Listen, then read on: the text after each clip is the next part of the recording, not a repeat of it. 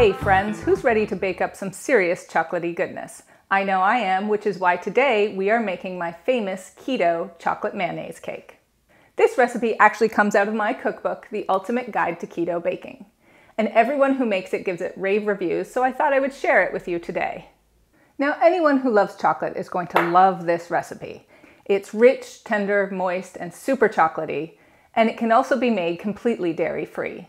Now, the first thing I want you to do is prepare your cake pans. So here I have two 8-inch round cake pans, and I've already greased them with butter. But I'm also going to line them with parchment paper. The thing about cakes is if they stick to the sides, you can always still get them out with a knife.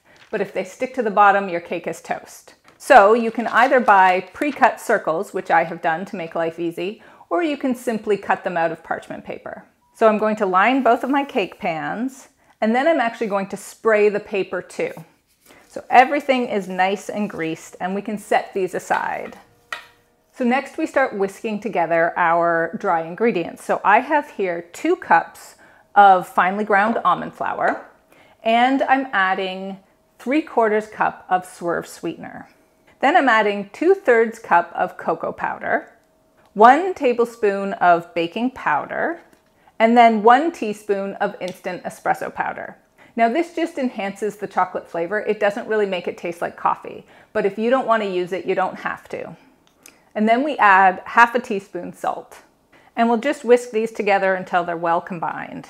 And because it's mayonnaise cake, we are of course adding some mayonnaise, and I have a full cup of avocado oil mayonnaise here. And I'm adding 3 large eggs. And it needs a little more liquid than this, so I'm also adding 1/3 cup of water. And finally, 1 teaspoon of vanilla extract.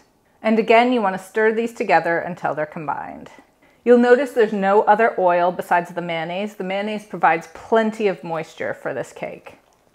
Now that batter's looking great, so we're going to divide it as evenly as we can between our 2 cake pans.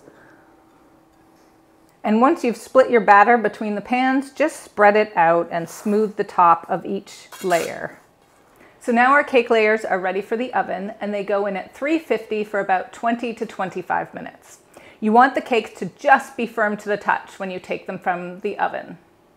So I just took the cake layers out of the oven, and you can see here that they have risen really nicely and they smell amazing. And when you touch the top, there should be a little bit of bounce. They're firm to the touch with a little bit of bounce.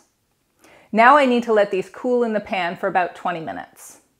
And while those are cooling, you can get started thinking about how you want to frost your cake. Now you have any number of options, and I have a lot of great keto frosting recipes. But today I'm going to make the dairy-free chocolate frosting from the book itself. So for this chocolate frosting, we are using 2 ounces of unsweetened chocolate, and I'm going to add 1 tablespoon of coconut oil. And this is just to help it melt more smoothly. You can melt it on the stovetop, but I'm going to melt this in my microwave. When melting chocolate in the microwave, you want to make sure to just do it in 30-second increments and stir in between each time. And once you have that nice and smooth, you want to set it aside to cool while you're mixing together the rest of the ingredients. So here I have 3/4 cup of coconut oil. If you really just want less of a coconut flavor, you make sure to get something like refined coconut oil, which has much more of a neutral flavor. Now you don't want your coconut oil to be too firm when you start beating it, or it'll be really hard to get smooth. So you want it somewhere between room temperature and a little bit melty. It's a little firm for me, so I'm going to warm it up gently in my microwave. About 20 seconds, maybe 30 seconds will be enough. And to get this dairy-free frosting extra smooth, I am going to add 4 ounces of dairy-free cream cheese. This one happens to be coconut-based, but you can use the nut-based ones too. And we'll beat these together until they're nice and smooth.